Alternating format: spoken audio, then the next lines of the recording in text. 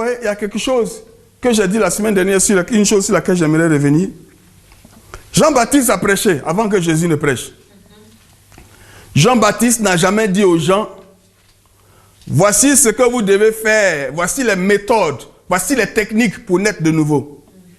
Ça n'a jamais été le message de Jean-Baptiste. Allez et lisez vos Bibles. Ce n'est pas ce que Jean-Baptiste prêchait. Amen. Amen. Jésus est venu. Jésus n'a jamais prêché, venez, voici comment il faut faire pour être... Tu veux naître de nouveau, voici ce que tu dois faire, voici ce que tu dois faire, voici ce que tu dois faire. Jésus a parlé de l'importance de naître de nouveau. Il a dit à Nicodème, il faut que tu naisses de nouveau. Tu dois naître de nouveau. Mais aucune prédication de Jésus n'enseigne les tactiques. Aucun apôtre enseigne les tactiques pour naître de nouveau. Amen. C'est très important. Si vous lisez attentivement votre Bible, vous allez voir que le message du Nouveau Testament, c'est répands-toi et crois. Répands-toi et crois. Il n'y a pas de nouvelle naissance sans la repentance. Répands-toi et crois. Toi, ce que tu fais, c'est de te repentir et de croire. Et Dieu te donne la vie. Parce qu'il y a des gens qui pensent qu'ils peuvent causer les gens à recevoir la vie par leur technique. Vous connaissez souvent l'expression « to lead people to Christ ». C'est utilisé de façon abusive, amener les gens au Christ. Amen. Il nous a engendrés selon sa volonté. Amen. Ce n'est pas notre... C'est vrai, il faut qu'on ait un endroit accueillant. Il faut qu'on ait une musique compréhensible. Il faut qu'on ait un message compréhensible. Mais il faut être clair que ce n'est aucune de toutes nos tactiques qui vont nous amener à créer la vie nouvelle dans l'âme de quelqu'un. Alléluia. Le message de l'évangile, c'est répands-toi.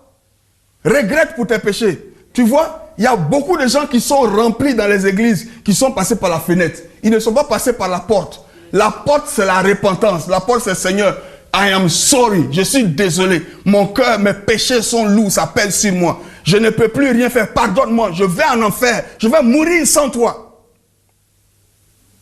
C'est en ce moment-là qu'on lève les yeux vers le Seigneur parce qu'on n'a pas de sauveur. Et c'est lui qui nous sauve. Alléluia.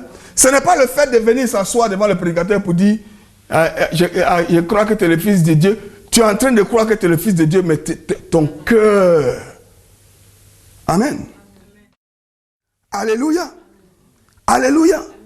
C'est une fallacie, c'est une erreur, c'est une hérésie de dire que le pécheur a en lui la capacité de se régénérer, de faire quelque chose qui va l'amener à se régénérer, à être régénéré. Que tu appelles ça son libre choix ou son choix forcé, c'est une hérésie de dire qu'un homme mort peut faire quelque chose pour contribuer à sa propre naissance. Salvation belongs to the Lord. Le salut appartient à l'Éternel. Ce que l'homme fait quand Dieu lui donne la grâce de la nouvelle vie, c'est comme si Dieu a allumé la lumière. Il est le Père des lumières. Il a allumé la lumière et tu as vu la réalité de ta vie de péché. Quand tu marchais dans le péché, tu ne savais pas, tes yeux étaient fermés, tu étais aveugle, tu étais mort à Dieu. Donc tu ne pouvais pas réaliser que la vie que tu vis, c'est une vie de ténèbres. C'est une vie dans le royaume de Satan. C'est une vie de péché, une vie de mort. Mais soudain, tout à coup, Dieu allume la lumière et tes mêmes propres yeux que tu utilisais pour faire le péché, soudain, Dieu révèle le péché dans sa vraie nature. Et tu réalises, tu dis, mais j'étais en train de mourir. Et c'est là que Dieu agit dans ton cœur. Amen.